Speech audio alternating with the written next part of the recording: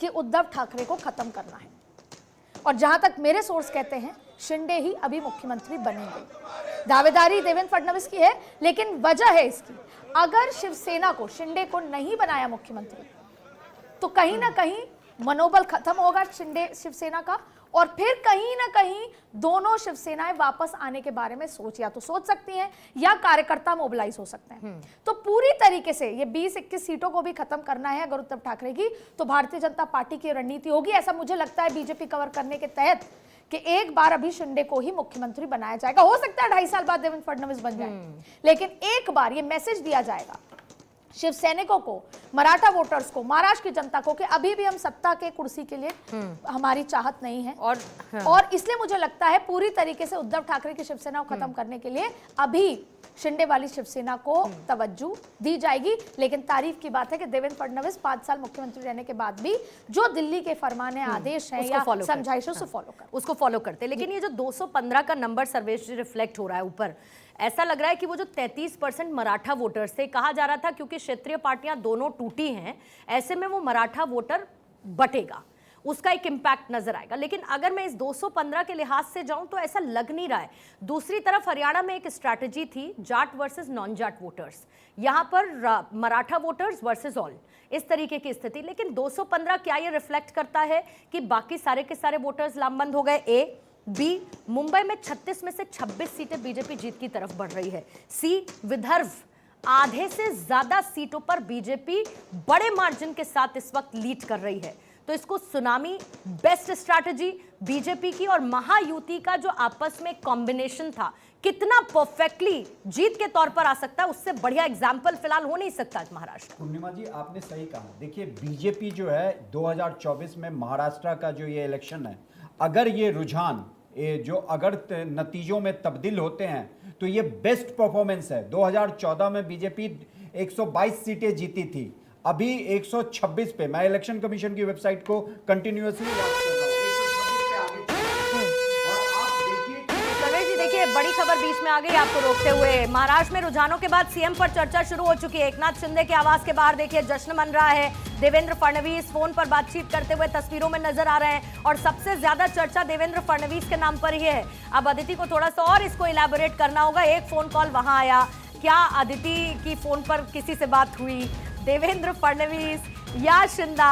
देखिए जल्दी से आपको बड़ी खबर इस वक्त, सीएम के नाम को लेकर चर्चा, सीएम फेस कौन होगा, ये बड़ी खबर इस वक्त की। और झारखंड में भी सीएम के नाम को लेकर चर्चा शुरू हो गई है।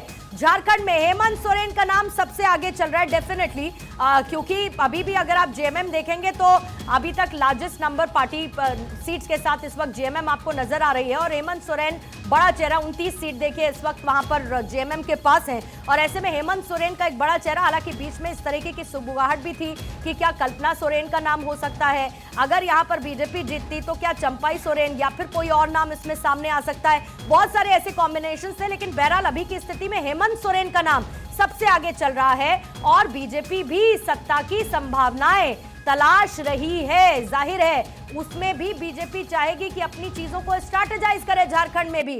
लेकिन इधर हेमंत सोरेन का नाम आगे चल रहा है, इधर महाराष्ट्र में सीएम के नाम को लेकर चर्चा हो गई है। जल्दी से सर्वेश जी मैं आपको आपकी बात पूरी करने का मौका दूंगी, लेकिन उससे पहले बीजेपी हेडक्वार्टर्स मुझे जाना होगा। वहां पर गौरव मेरे सहयोगी हैं और महाराष्ट्र में बीजेपी दफ्तर में सत्यप्रकाश सोनी मेरे सहयोगी हैं। सबसे पहले गौरव आप ही के पास में आना चाहूंगी, क्योंकि पहले सुन लेते एक प्रतिक्रिया इसी बीच में। मनापासून आभार मानते। तुम्ही खूप साधे आहेत, पण जल्लोष कसं होणार? जल्लोष चालू आहे इकडे। मी आजींना भेटायला आले होते, त्यांचे आशीर्वाद सगळ्यात महत्वाचे आहेत माझ्यासाठी, आणि म्हणून मी पुण्याला होते, पुण्यावरनं इथे आले आणि आजींना भेटले। आता जल्लोष बारामतीमध्ये सुरू आहे। थँक्यू। गौरव आपके पास शाम को 6 बजे भव्य तैयारी बीजेपी हेडक्वार्टर्स में, और बीजेपी और महायुति की जो सुनामी देखने को महाराष्ट्र में मिल रही है, जश्न तो मनेगा ही मनेगा। कार्यकर्ता जिस तरीके से स्वागत करेंगे प्रधानमंत्री मोदी का, वो भी भव्य होने वाला है। लेकिन ये बता दीजिए, आपने जलेबी खा ली या नहीं? वहां पर कार्यकर्ताओं ने जलेबी के स्वाद को चखा और ये मिठास तो दोगुनी हो गई है अब महाराष्ट्र की जीत के साथ।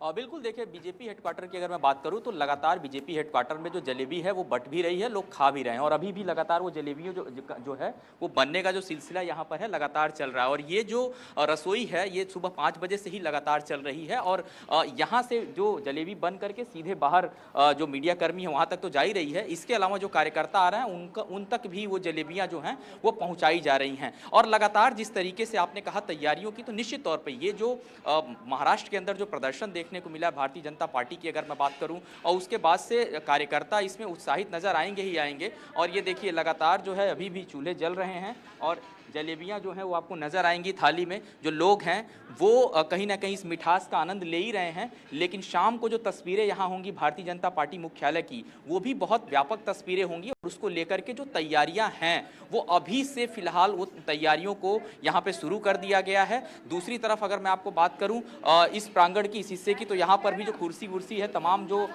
सामान है, सजो सामान, वो यहाँ पर अब आने शुरू हो गए हैं। और इसके अलावा कार्यकर्ता जो हैं वो धीरे धीरे करके अब भारतीय जनता पार्टी हेडक्वार्टर की तरफ पहुंचेंगे। हालांकि आज जब सुबह हम लोग यहां पर पहुंचे तो जो तस्वीर थी वो बहुत शांत नजर आ रही थी, क्योंकि अक्सर ऐसा देखा जाता है कि सुबह सुबह अगर कोई जश्न मना लेता है तो वो दोपहर तक थोड़ा सा फीका हो जाता है। और वही तस्वीर कांग्रेस मुख्यालय में भी नजर आ रही थी। लेकिन भारतीय जनता पार्टी हेडक्वार्टर में अब धीरे धीरे जो कार्यकर्ता हैं उनके पहुंचने का जो क्रम है वो भी शुरू हो चुका है। और इसके साथ ही लगातार जिस तरीके से जो पार्टी के बड़े फेस हैं, अभी खबर आ रही है कि थोड़ी देर में यहाँ पर अश्वनी वैष्णव जो कि हैं वो पहुंच सकते हैं, पार्टी ऑफिस भी पहुंच सकते हैं। इसके अलावा और जो पार्टी के बड़े नेता हैं वो भी पार्टी मुख्यालय की तरफ आएंगे, क्योंकि जीत जो है वो बहुत शानदार कहीं ना कहीं महाराष्ट्र में जो प्रदर्शन हुआ है और उसको देखते और आइए जरा शाम 6 जल्दी बजे से जो सत्यप्रकाश जानकारी मिल रही सोनी है के पास प्रधानमंत्री चलते हैं। नरेंद्र इस मोदी वक्त के जो वो स्वागत महाराष्ट्र की में बीजेपी तैयारियां हैं। दफ्तर में मौजूद है। सत्यप्रकाश सोनी, इधर दिल्ली में तो बड़े जश्न की तैयारी है, जरा महाराष्ट्र में बीजेपी दफ्तर में कैसा जश्न, कितना उत्साह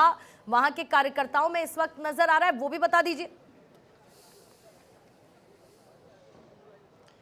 बिल्कुल, देखो महाराष्ट्र में भारतीय जनता पार्टी एक बड़ी पार्टी के तौर पर उभर कर सामने आई है। महायुति ने बेहतरीन प्रदर्शन किया है। यही वजह कि भारतीय जनता पार्टी खेमे में अब उत्साह और जश्न का माहौल शुरू कर दिया गया है।